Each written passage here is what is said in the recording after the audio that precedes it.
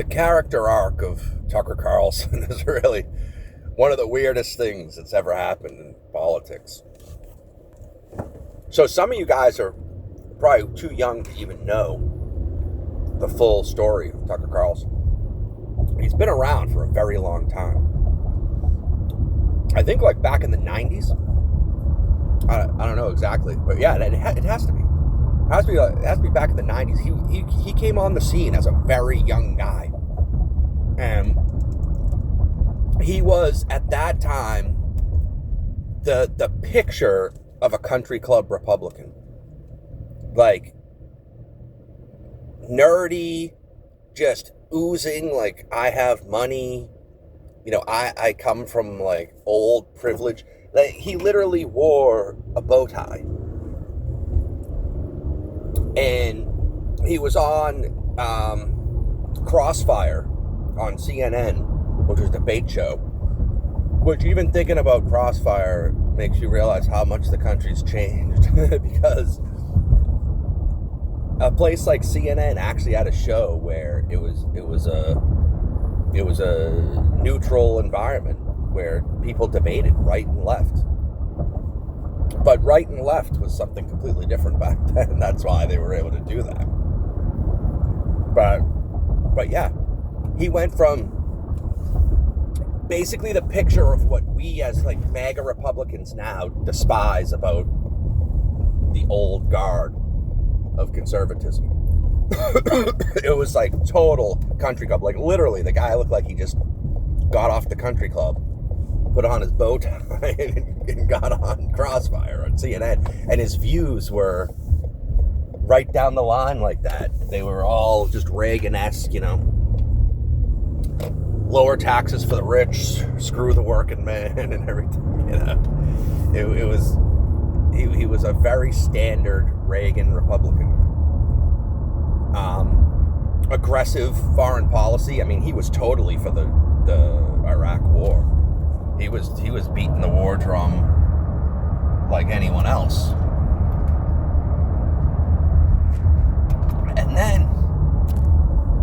And then he kind of had like a hero arc where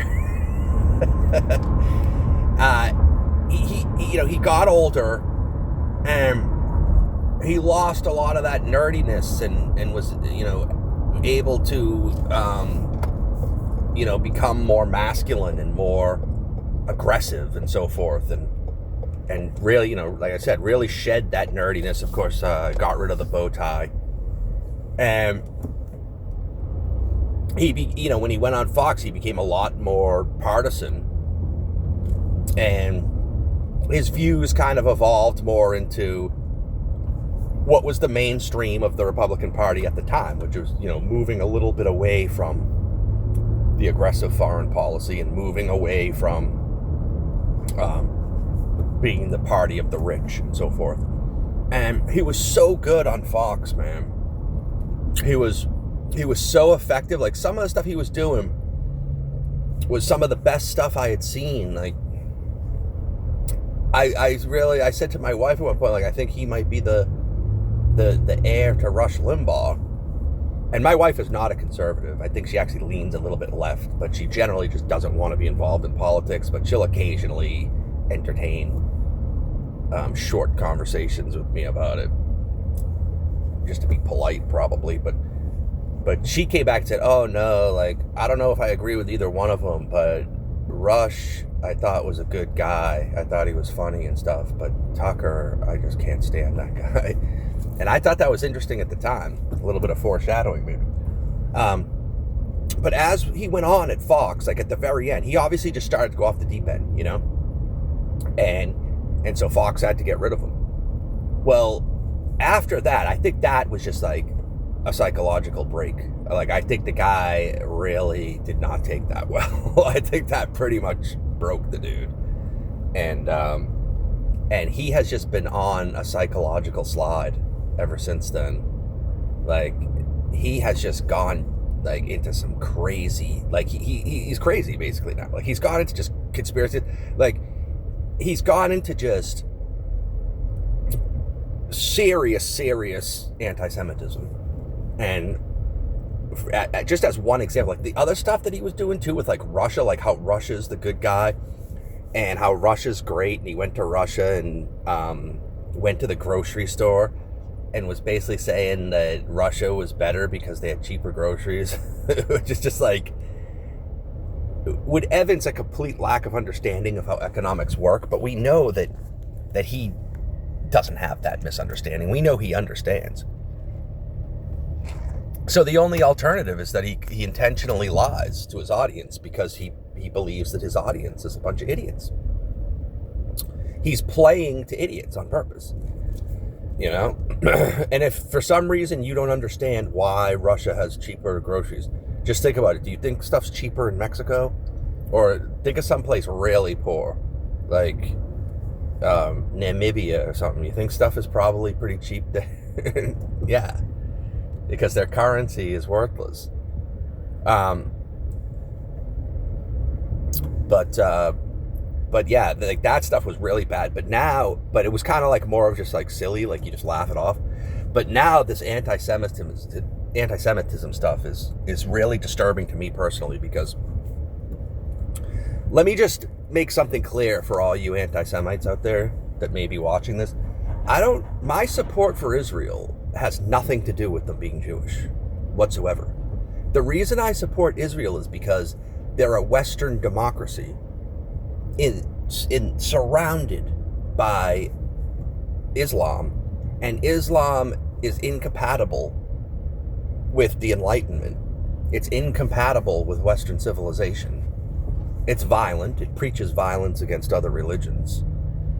And it basically doesn't want Israel to be there for the simple fact that Israel is not Muslim and is a Western democracy. And so if I'm a conservative and I am pro-Western civilization and I'm pro-democracy and I'm pro-freedom, there's no reason why I wouldn't be on Israel's side. Now, the fact that I'm not an anti-Semite makes it very simple and straightforward for me. I don't have any reason to deviate from those beliefs.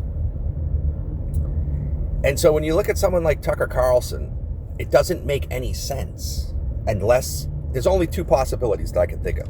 Either he's an anti-Semite or he's just getting tons of money from Qatar or Saudi Arabia, or he's just lost his mind.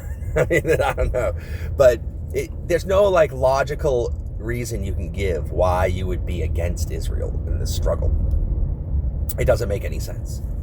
And that's in contrast actually to the left, who people on my side will be mad at me for saying this, because strategically, yeah, it might make sense to just keep beating the drum that the left's anti-Semitic, and some of them I'm sure are, but there's a consistent way that the left could be against Israel that has nothing to do with Judaism, because the left hates Western civilization. The left hates people that they think are white. Now, I mean, it's obviously highly debatable whether Israel is white, but they think they're white. And they're in this red-green alliance where they're in this temporary marriage of convenience with Islam because they both hate Western civilization. So all of that is probably more likely the reason why they're anti-Israel more than anti-Semitism, because I could see how if Israel was Christian, that might make the left even more against them, honestly. Whereas with people like Tucker Carlson and Candace Owens, I think it really is just blatant anti-Semitism. Unless, like I said, they're getting paid to say this stuff. Because do you think that if it was a Christian country that was surrounded by Islam, fighting for its life, that Tucker Carlson would be against them? That just doesn't make any sense at all. So it has to be anti-Semitism. But yeah, the wild swings. I mean, I can't wait to see what Tucker becomes next, because these wild swings are just unbelievable. Like the guy clearly has some issues, man. And that's not a smear, because I have a ton of issues. But the guy, there's something going on with the guy, because he's totally erratic. Like his whole personality just changes dramatically, like every decade or so. It's bizarre.